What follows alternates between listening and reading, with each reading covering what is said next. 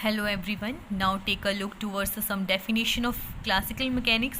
First of all, formulation of kinematics. So Vx is equals to ux plus axt.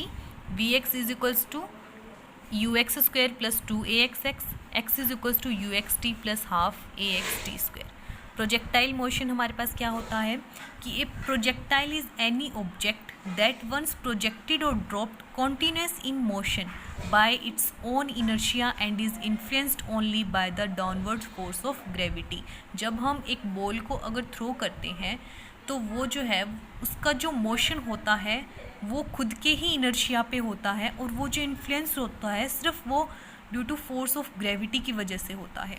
सो हमारे पास फॉर्मूले होते हैं इनमें y is equals to x tan alpha minus G x square upon में 2 u square cos square alpha, r is equals to u square sine 2 alpha upon में g, h is equals to u square sine square alpha upon में 2g, t is equals to 2u sine alpha upon में g। r जो है हमारे पास range है, h जो है वो हाइट है, t जो है वो टाइम पीरियड है। कंजर्वेटिव फोर्स क्या होगा कि if curl of the force is zero that means del cross F is equals to zero. इसमें क्या होगा कि ग्रेविटेशनल और इलेक्ट्रोस्टैटिक जो फोर्सेस हैं वो कंजर्वेटिव होते हैं, और फ्रिक्शन विस्कस फोर्स जो है वो नॉट कंजर्वेटिव होंगे। पोटेंशियल एनर्जी क्या होता है कि कोई भी कॉन्फ़िगरेशन वर्क डन हम निकालते हैं किसी भी कॉन्फ़िगरेशन पॉइंट से लेके रेफरेंस पॉइंट के बीच के अंदर का हम जो डिफरेंस है वो होता है पोटेंशियल एनर्जी का difference. So it is defined as work done by conservative force in taking the system from given configuration to a reference position. Reference position is that where the conservative force vanish. Reference point कौन सा होगा जहाँ पे conservative force जो है वो vanish होंगे। So u is equals to u को हम u जो है वो एक हमारे पास reference u is equals to minus F spring forces when a spring is either stretched or compressed such that its length changes by x, then restoring force or tension in the spring is minus kx। spring potential energy क्या होगी, u is equals to integration of minus kx dx is equals to half kx square। Gravitational potential energy के फॉर्मूले हमारे पास क्या होगा कि f is equals to minus G m1 m2 upon में r स्क्वायर। That means u is equals to क्या होता है एफ डी आर, ठीक है, तो is equals to G m1 m2 upon में r। अब आता है फ्रिक्शनलेस फोर्स। फ्रिक्शनलेस फोर्स कौन सा होगा, जब वो तब अराइज होता है जब इंट्रैक्शन होती है पार्टिकल के बीच में और सरफेस के बीच में, उसे बोलते हैं हम फ्रिक्शनलेस फोर्स। दो टाइप के होते हैं, काइनेटिक फ्रिक्शन और स्टैटिक फ्रिक्शन। काइनेटिक फ्रिक्शन क्या होगा, जो F is equals to mu K N होगा। दैट मीन्स कि if it acts an object which are sliding on a surface. Static friction क्या होगा कि F S is less than equals to mu S N. It acts an object which are subjected to a force but not sliding on the contact surface. It is an adjustable force. Now, centripetal acceleration.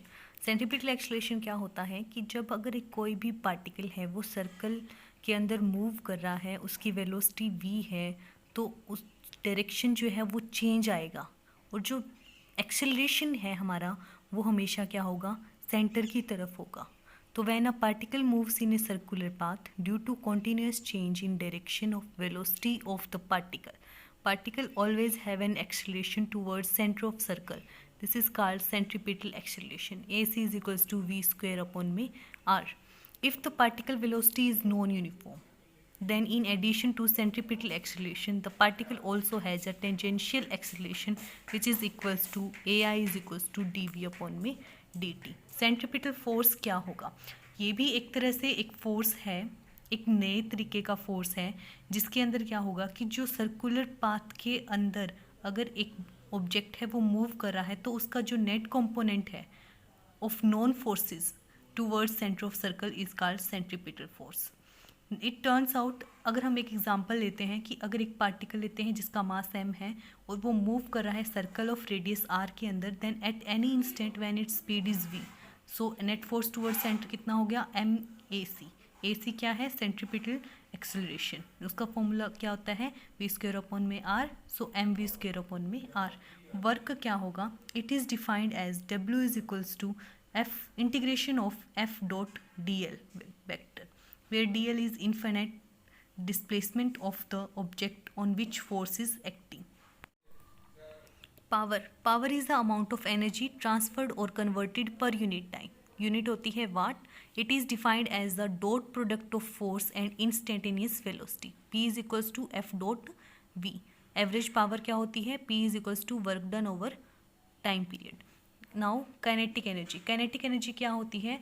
Mainly इसका reason होता है motion की वजह से energy हम calculate करते हैं. तो is the energy of motion observable as the movement of an object, particle or a set of particle. Kinetic energy is equals to half mv square. In terms of momentum, kinetic energy is equals to p square over 2m.